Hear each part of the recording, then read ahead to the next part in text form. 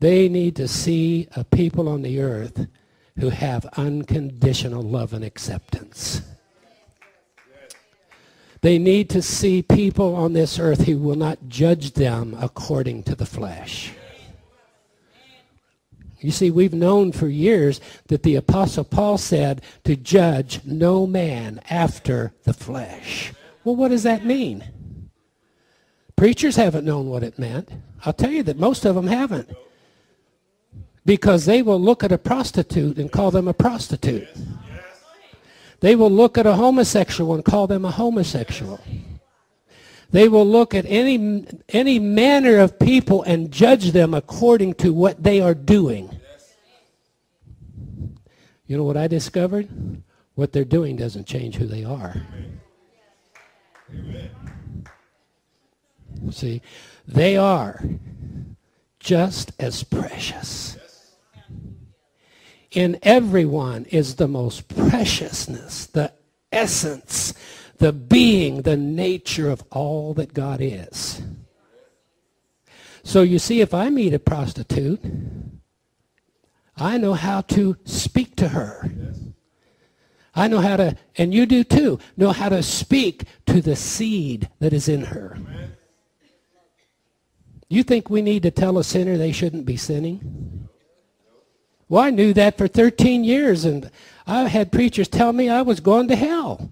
I had preachers tell me that God couldn't help me until I was able to quit all this nonsense that I was doing. It didn't help me any. You know what helped me?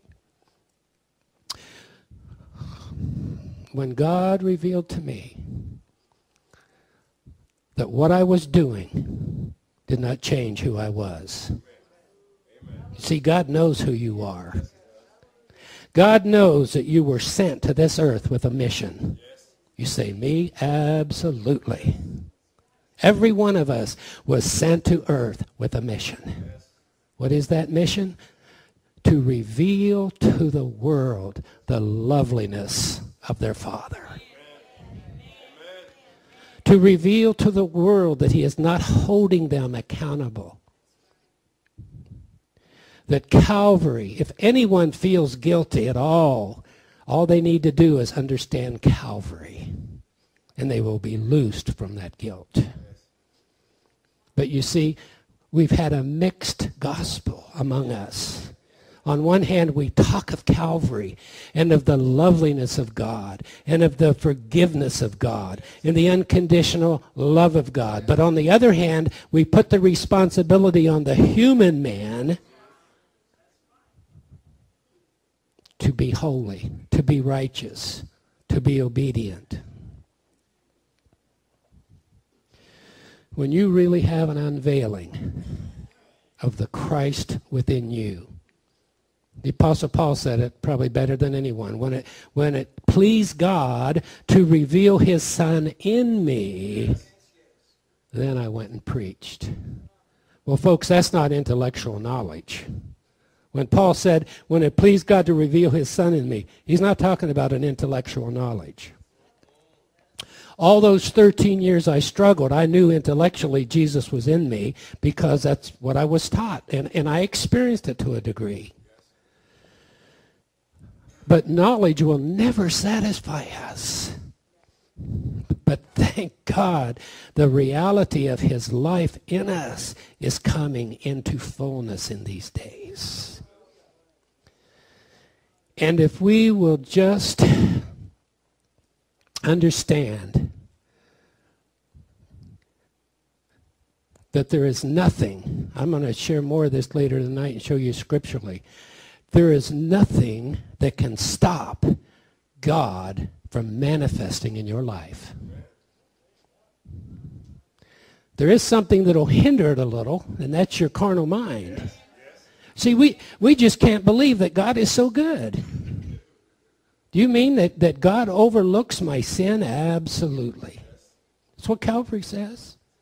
Well, brother, it says in the scripture, it is appointed unto a man once to die, and after this the judgment. And then we hear all of this guilt and stuff thrown on us about someday we'll stand before that God who will judge us for our sin.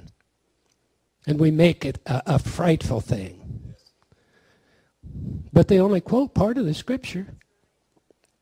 It is appointed unto man once to die, and after this the judgment. But Christ was offered to bear the sin. It is appointed unto man once to die. You died 2,000 years ago. That's what Calvary's all about. The judgment that you think you may someday stand before God to be judged for your sin, that took place 2,000 years ago.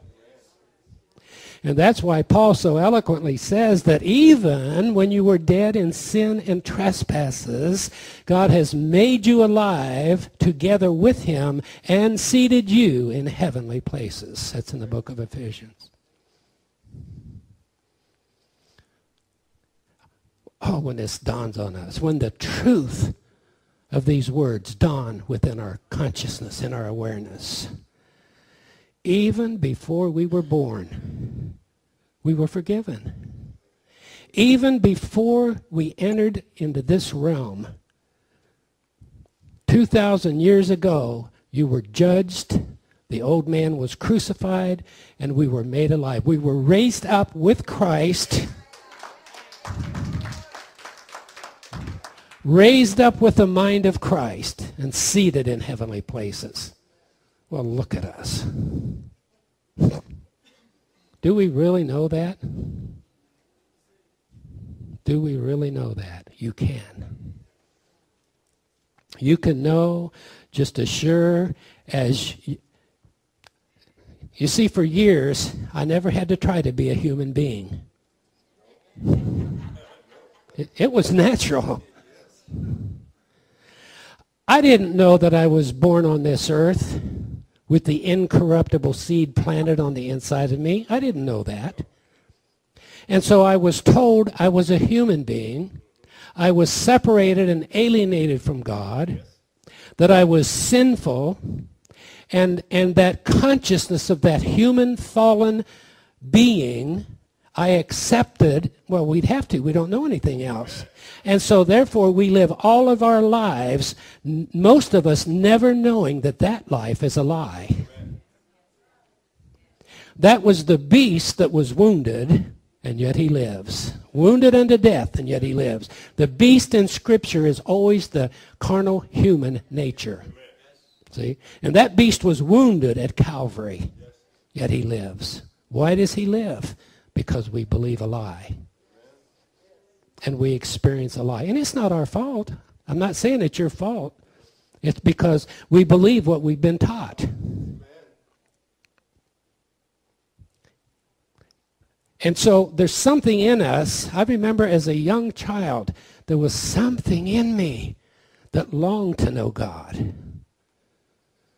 But yet, I got so caught up in religion, believing what I was told, that there was times when I felt so alienated and separated from God because I smoked and I did this and I did that and I did all these things I wasn't supposed to do. And then every preacher I would go to would do nothing but say, well, it's your choice. It's your choice.